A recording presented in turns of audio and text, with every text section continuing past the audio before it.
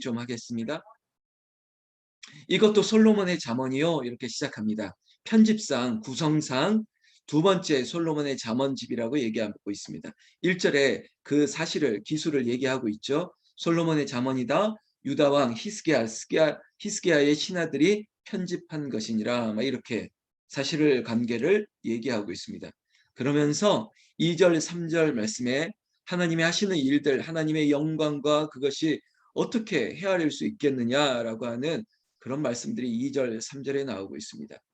이를 숨기는 것 하나님의 일은 영화요, 이를 살피는 것은 왕의 영안이라. 하늘의 높음과 땅의 깊음 같이 왕의 마음은 헤아릴 수 없느니라. 이러면 신비한 일들입니다. 신묘막측하다라고 하는 그런 표현도 있는데요. 하나님의 일을 우리가 어떻게 헤아릴 수 있겠습니까? 여러분, 특별히 이런 사실을 알 수 있는 하나의 예는 나예요. 나 자신입니다. 내가 어찌 예수를 믿을 수 있겠었습니까? 내가 어찌 하나님을 아바 아버지라고 부를 수 있었겠어요? 내가 지금 이 시간에 여기에 어떻게 예배하는 자로 앉아 있을 수 있겠습니까? 이게 하나님의 크신 일이라는 것입니다. 하나님이 하실 일들을 몰라요. 어제 전도서 3장 2절 1절 말씀에도 있었지만 다 때가 있는 것이고, 그리고 다 기한이 있는 것이에요. 범사에 천하만사에 우리가 일상 가운데 있는 모든 일들이 하나님이 놀라운 일들 가운데 역사하신다는 거죠. 하나님은 결국은 우리에게 아름다운 것으로, 좋은 것으로 만족하게 하십니다. 지금은 우리가 이해할 수 없고, 그리고 우리가 가늠할 수 없는 것이라 할지라도 여러분, 우리의 믿음은 그거예요. 하나님이 좋은 것을 주실 거예요. 어찌 아비가 아들에게 돌을 주겠습니까? 여러분, 정갈을 던지겠습니까? 아니에요. 하나님은 아들에게, 자식에게 좋은 것으로 주실 수 있고, 지금 아버지의 뜻이, 지금 하나님이 하시는 일들이 우리에게는 어떤 이유인지 우리는 짐작할 수 없다, 헤아릴 수 없다 할지라도 여러분, 신뢰하십시오. 흔들리지 마십시오. 하나님은 우리에게 좋은 것을 주시는 분이에요. 하나님 아버지가 되시기 때문에 나는 축복합니다. 이 자리에 있는 모든 성도님들, 당신들의 인생 가운데 하나님이 헤아릴 수 없는 신묘막측한 하나님의 은총들이 우리의 삶에 소낙비와 같이 내려지기를 예수님의 이름으로 축원합니다. 4절 말씀 볼까요? 은에서 찌꺼기를 제하라. 그리하면 장색에 쓸만한 그릇이 나올 것이요. 여러분, 분별할 수 있는 과정이 필요해야 되고요. 그리고 마치 필터링 할 수 있는, 마치 채반에 걸러낼 것 같은 그런 과정이 필요하다는 것입니다. 가치가 더 높아지는 거예요. 여러분, 다이아몬드라고 하는 원석 자체도 그것이 아주 가치가 높겠지만 그 원석을 세공하고 그리고 그런 과정을 거쳐내게 되면 그 가치는 더 높아지는 것이죠. 특별히 4절 말씀에 이런 표현, 비유를 썼지 않습니까? 은에서 찌꺼기를 제하라. 다른 성경에 보면요, 이런 표현들이 많이 나와요. 잠언서 앞으로 보게 될 27장 21절에도 이렇게 되어 있습니다. 도가니로 은을, 풀무로 금을, 그리고요, 칭찬으로 사람을 단련하느니라. 이런 말씀이 있습니다. 여러분, 아프죠? 뜨거운 풀무불에 이 담금질을 통해서 더 가치 있는 욥의 고백처럼 나는 순금같이 나오리라. 나를 단련하신 후에는 내가 정금같이, 순금같이, 보석같이 나오리라. 지금 아픔을 가정을 겪는 분들이 있습니다. 이해할 수 없죠. 앞서 말했던 하나님의 일을 어떻게 하릴 수 있겠습니까? 내가 왜 지금 이런 일을 당해야 될까? 지금 우리 목사님에게 왜 이 가정에 왜 이런 일들이 있어야 될까? 왜 저분에겐 저런 일을 하나님이 보시게 하는 걸까? 우리는 헤아릴 수 없습니다. 지금 우리가 이 광야를 걸을 때 이스라엘 백성들이 광야로 들어갔을 때 40년이라는 세월이 걸릴 줄 누가 알았겠습니까? 여러분, 이렇게 결혼하고 내 결혼 생활이 이럴 줄 어떻게 알았겠습니까? 이 남편이 이럴 줄 누가 알았겠습니까? 몰라요. 그러나 여러분, 그렇다고 내 결혼 생활을 후회하고 원망하고 내 가정을 그렇게 원망할 수 있겠습니까? 아니에요. 하나님, 이것도 하나님이 크신 일들을 위함입니다. 하나님, 우리 아이가 장애가 있습니다. 이 장애가 뭡니까? 주변에서 말합니다. 그거 부모의 죄 때문이 아니야? 예수님 말했습니다. 함부로 말하지 말아라. 그거 아니다. 하나님의 영광을 나타내기 위함인 거예요. 오직 그 해석, 그 말밖에는 다른 말로 함부로 말해서는 안 됩니다. 이따가 11절 말씀에도 말하겠지만 경우에 합당한 말, 맞는 말인 것 같지만 그 말이 때에 맞는 말이에요. 그 말이 정말 이 경우에 합당한 말인지 우리는 한번 돌아봐야죠. 아무렇게 말하는 거 아니에요. 예수님이 말씀하셨습니다. 하나님의 영광을 위한 것이야. 여러분 지금 어려움을 당하고 있습니까? 지금 도대체 내가 어찌해야 될 바를 모르고 하나님 왜 나는 이런 시련을 겪어야 될까요? 나는 왜 이런 연단을 내가 왜 이렇게 겪어야 될까요? 여러분 환난은 연단은 소망을 이루는 줄 알미라. 내가 지금 당하고 있는 연단, 제가 프라이빗한 얘기는 사람들에게는 잘 하지 않습니다. 제가 상담자로서의 하나의 질서도 지킵니다. 개인적인 1대1로 특별히 제가 신방 갈 때 저와 사모 둘만 가는 경우가 많습니다. 이유는 그 가정에 은밀한 얘기를 듣고 싶은 거예요. 그리고 그 기도를 진심으로 받아들이고 싶은 거예요. 다른 사람이 있을 때 하지 못하는 얘기를 듣고 이 가정을 위하여 기도하고 싶은 마음이 있기 때문에 은밀한 접근을 하는 것이죠. 그게 또한 상담자의 마음인 것이에요. 함부로 얘기하지 않습니다. 오직 유일하게 하나님 한 분께 구하고 있습니다. 하나님 아시지요? 제가 들었습니다. 하나님 기도 들어주시옵소서. 이 기도가 저에게 절로 나오고 있습니다. 하나님은 아십니다. 하나님께서 여러분들의 중심을 아시고 우리가 늘 기도하는 문구처럼 내 입술의 모든 말과 내 마음의 묵상이 주께 연락되기를 원한다고 하지만 하나님이 이미 알고 계십니다. 은밀한 중에 우리를 알고 계세요. 지금의 우리의 이 시간들이 그래 하나님께서 우리를 이 도가니에서 은을 출처하듯이 그리고 이 풀무지를 통해서 더 순도가 높은 금을 만들어내는 것처럼 하나님께서 그리하실 줄로 믿습니다. 이 감사의 고백이 우리 안에 있기를 주님의 이름으로 축원합니다. 이전의 성경 잠언서 17장 3절에도 이런 구절이 있습니다. 금은 우리를 연단하거니와 여호와는 마음을 연단한다고요. 여호와께서 우리의 마음을 연단하신대요. 여러분 목사가 설교가 늘 항상 복을 얘기하지 않습니다. 여러분 예언자적인 선지자적인 꾸짖음도 있습니다. 그러나 제가 늘 꾸짖고 그러진 않겠죠. 여러분 혹시 제가 집사님에게 권사님에게 장로님에게 어쩌면은 왜 나에게 이렇게 아픈 말을 하지? 여러분 그거 제가 늘 하는 말은 아니에요. 근데 마치 잠언처럼 바늘로 한번 찌를 때가 있습니다. 여러분 저도 하고 싶지 않지만 성령께서 그렇게 말씀하라고 할 때가 있어요. 집사에게 말하라고. 저 집사님에게 이 얘기만큼 하라고요. 저도요 이 얘기하면 저 집사님 날 싫어할 거 알아요. 그래도 하는 거예요. 마치 세상 말처럼 위험 부담을 안고 얘기하는 겁니다. 왜 집사님 표정을 왜 그렇게 하세요? 예배 시간에 왜 그렇게 앉아 계세요? 왜 기도 안 하세요? 믿음 있는 척만 하지 마시고 진짜 믿음을 보이세요. 인색하게 살지 마세요. 하나님 앞에 드려지는 것 정직하게 하셔야 됩니다. 이런 말 제가 하나님 말씀대로 해야죠. 정직하게 말해야죠. 그러나 또한 칭찬을 아끼지 않는 거예요. 제가 아까 잠언서 27장 21절에 보면 도가니로 은을 풀무로 금을 또 하나가 있습니다. 칭찬으로 사람을 단련하느니라. 칭찬으로 사람을 단련하느니라. 여러분 자녀들 많이 칭찬하세요. 이 자리에 있는 우리 권사님들 집사님들 특히 남편들 옆에 있는 분들 남편들 칭찬하세요.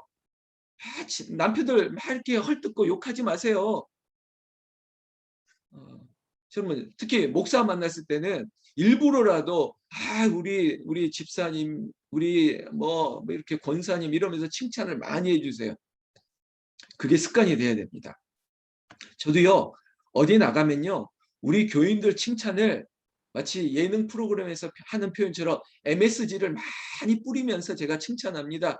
야 우리 무슨 권사 정현옥 권사님은 정말 기도를 얼마나 많이 하시는지 가까이 있어가지고 제가 우리 그 권사님 때문에 내가 살아. 그런 권사님이 세상에 딱 두 분 계시는데 그 중에 한 분이 우리 권사님이야. 막 이러면서 이런 칭찬을 막 해요. 여러분들은 모르시겠죠. 또 여러분들 앞에서 그렇게 할 수 있어요. 세상에서 가장 좋은 분들이 우리 교인들이거든요. 근데 이런 말들이 우리를 또 단련시키는 도구가 됩니다. 저 부산에 수영로 교회라고 있는데 이제 원로 목사님 되셨는데 정필도 목사님이 그분이 저기 신현교회, 신촌에 있었던 신현교회에서 부목사였던 시절도 있었는데, 그 정필도 목사님께서 목회 세미나에 후배들에게 이런 얘기했습니다. 교회는 말이야, 이분이 아주 신중하신 분이거든요. 공군 군목도 하시고.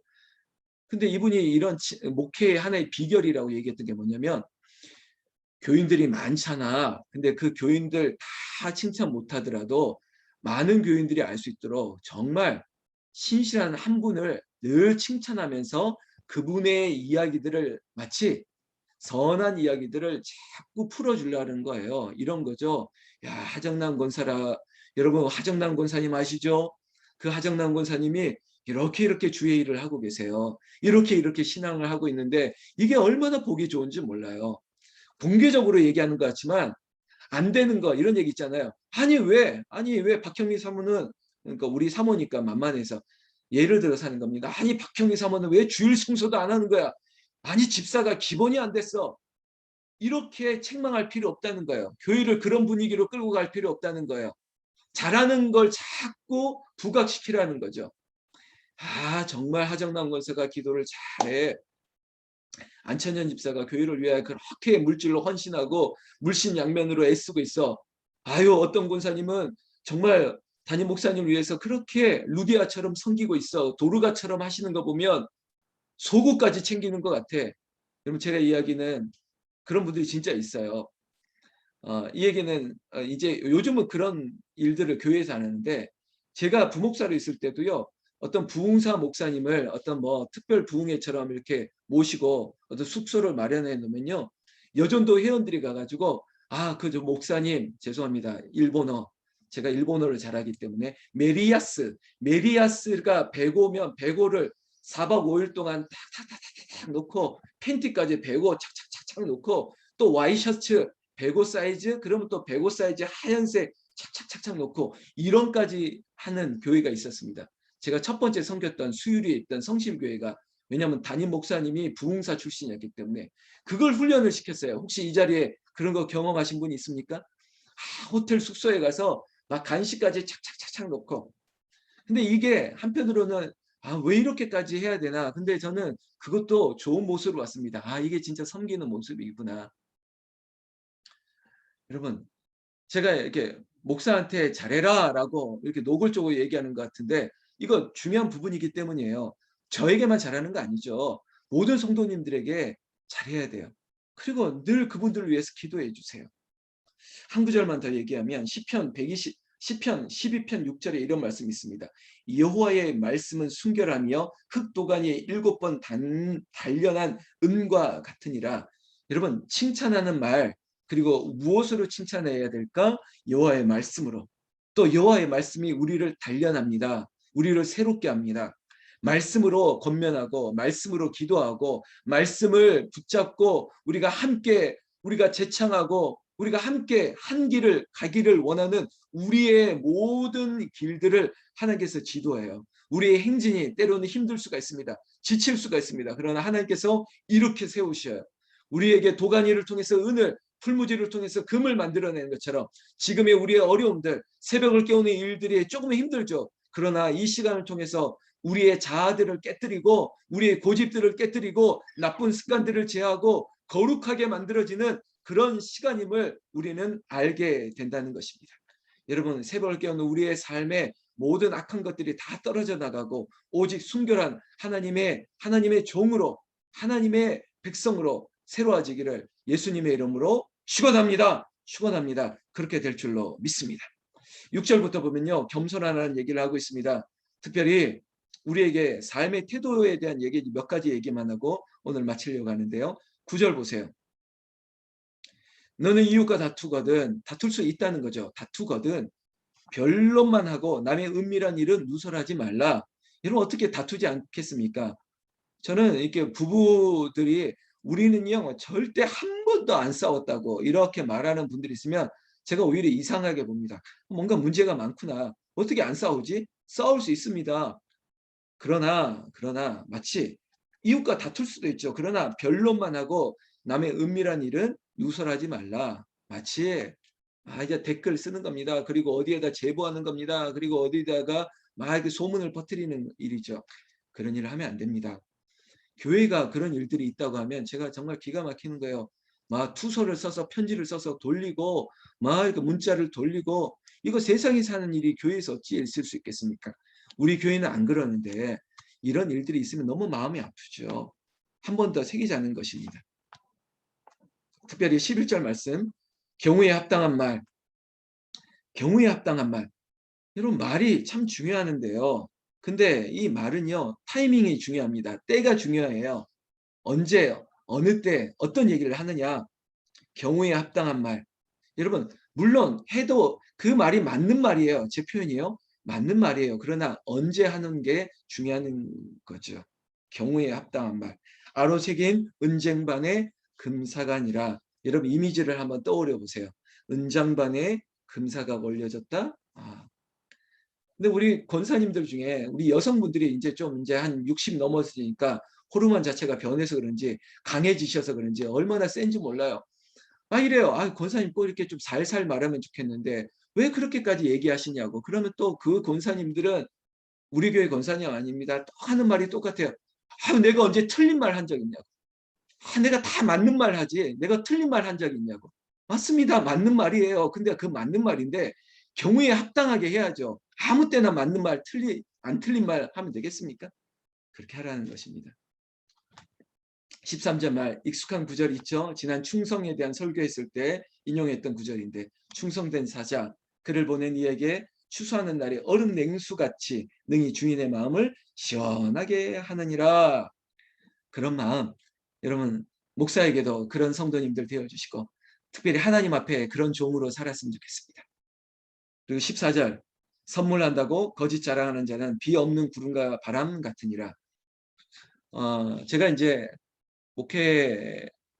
목회자로서 목사로서 이제 시간이 좀 지났는데 이제 담임 목사로서는 얼마 이제 안 됐죠. 이제 4년 차가 됐는데 이게 공수표 날리는 성도들이 많습니다. 시간이 조금 지났지만 이런 어떤 교회 가든요 부흥회만 어떤 강사님 불러서 부흥회만 하면 이 부흥사님이 갑자기 놀랄 때가 있어요. 첫날 집회할 때 맨 앞에 있던 어떤 권사님이 갑자기 예배 중간에 헌금 봉투를 딱 올린대요. 그러면 헌금 봉투를 딱 보면 이렇게 써 있대요. 하나님 앞에 은혜 받기를 사모합니다. 그리고 헌금액 1억 이렇게 올린대요. 그러면 이제 이 부흥사 강사님이 가슴이 뜨거운 거 아니겠습니까? 야, 내가 설교를 시작하자마자 은혜 받아서 1억이 올라왔네. 그리고 막 설교를 뜨겁게 해가지고 끝나고 또 이분을 위해서 막 축복하고 막 기분이 좋아가지고 이제 강사실로 딱 들어가면 담임 목사님이 딱 들어오는 거예요. 그러면 어떻게 했습니까? 기분이 좋은 거 아니에요. 와, 집회 첫날부터 이런 일이 일어났다고. 근데 이 목사님이 담임 목사님이 감동도 안 받고 그냥 무던하게 앉아서 물 한 모금 딱 마시더니 이렇게 얘기하는 거예요. 늘 하던 일이라고. 다른 분 와도 이렇게 한다는 거예요. 근데 문제는 그렇게 늘 올리고 한 번도 하지 않았다는 거예요. 여러분 이거 하나의 뭐 우스개 얘기인데요. 그런 분들 교회도 많습니다. 서원을 했거든 갚으라고 한 거예요. 말을 했으면 하세요. 뭐 이런 얘기, 뭐 세상에서도 밥 먹자 해놓고 밥 안 먹는 사람 있습니다. 그냥 이렇게 습관적으로 마치 무슨 접대하듯이 하는 말이 있습니다. 우리는요 하나님 앞에 함부로 말하면 안 됩니다. 하나님 앞에 약속을 지켜야 되고요. 교회에 했던 약속, 그리고 목사와 했던 약속, 성도들과 했던 약속, 함부로 선물한다고 하고 선물하지 않고 거둬들이고 또 이런 거 있잖아요. 네가 잘하면 줄게. 이런 교만이 어디 있습니까? 설교도 제가 이렇게 헌금 돌리고 이런 거 안 하지 않습니까? 은혜 받으면 하는 거고 그 은혜가 마치 네가 설교 잘하면 내가 헌금할게. 이런 교회가 있다는 얘기를 들으면 제가 기가 막힌 거예요. 그런 게 어디 있습니까? 하나님 앞에 드리는데. 여러분 사람에게 한 약속, 자식에게도 한 약속도 마찬가지입니다. 여러분 선물한다고 약속했습니까? 그리고 미루고 있습니까? 빨리 하십시오.